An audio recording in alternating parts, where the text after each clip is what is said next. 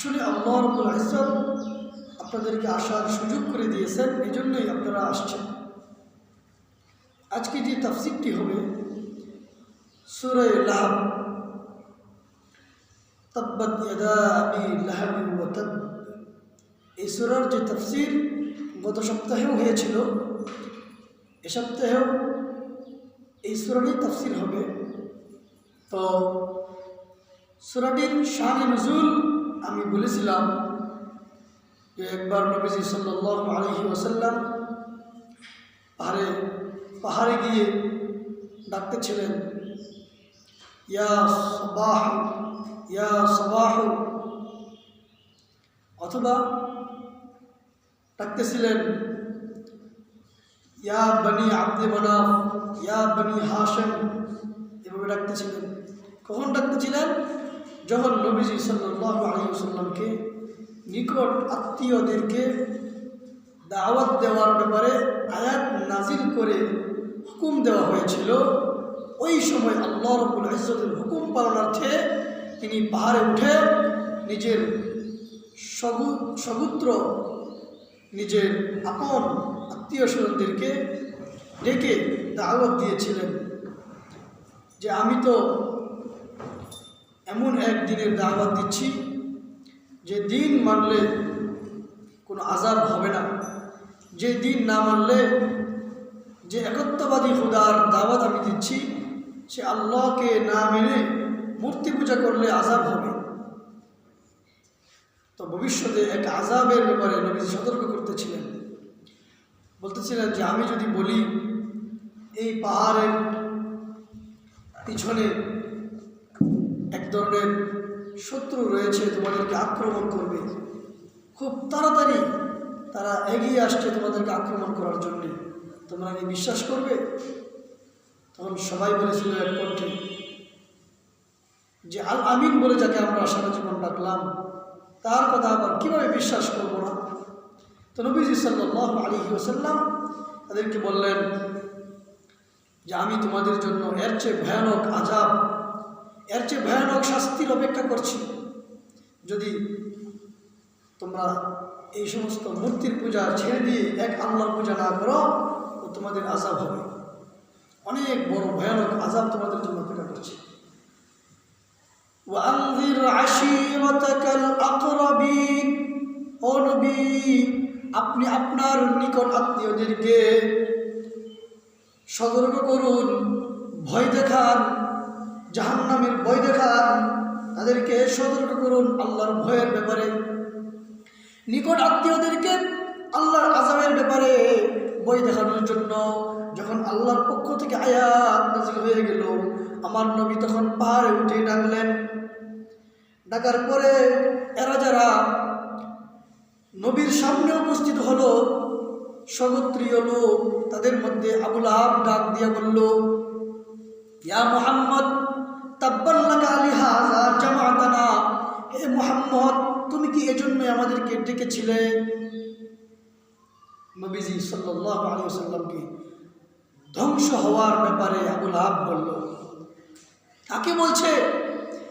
যাকে সৃষ্টি না করলে কিছুই হতো না এমন মহান ব্যক্তিকে বলছে। আল্লাহ পাক রব্বুল আলামিনের সহ্য হইল না, তাই তো আল্লাহ রব্বুল ইজ্জত সরাসরি আয়াত নাযিল করিয়া হযরত জিবরিলের মাধ্যমে বলে দিলেন, তাব্বাত ইয়াদা আবি লাহাবিন ওয়া তাব, ধ্বংস হয়ে গেছে আবু লাহাবের দুই হাত, অতাব্বা, এবং এই ধ্বংস অবধারিত, নিশ্চিত সে বরবাদ ধ্বংস হয়ে গিয়েছে। তো তাব্বাত ইয়াদা আয়াত নাযিল হয়ে গেল কেন?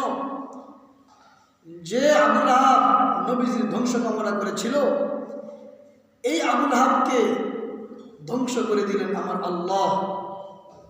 এই আয়াত থেকে সবচেয়ে বড় শিক্ষণীয়, যেটা আমাদের জন্য শিক্ষণীয় ঘটনা এখান থেকে, সেটা হলো আল্লাহ আমাদেরকে বুঝাইতে চান, অন্যের ক্ষতি কামনা করো না, অন্যের ক্ষতি কামনা করো না, কোনোদিন অন্যের ক্ষতি চাও না। যদি অন্যের ক্ষতি চাও হিংসাবশত বা অহংকারবশত তোমার ক্ষতি হয়ে যাবে, তোমার ক্ষতি হয়ে যাবে, তোমার ক্ষতি হয়ে যাবে। কোনো ভাই যদি আরেক ভাইয়ের জন্য কূপ খুদে ওই ভাই পড়ার জন্য, তো ওই কূপের মধ্যে সে নিজেই পড়ে যাবে।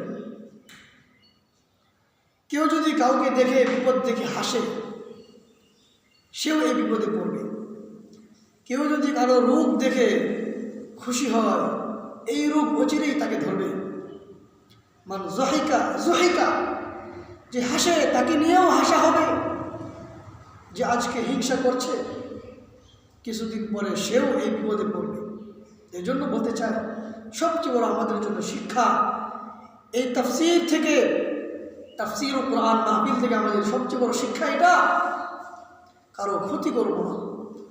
অন্য কিছু করি আর না করি, কোনোদিন কারো ক্ষতি করব না, গুনাহ করব না।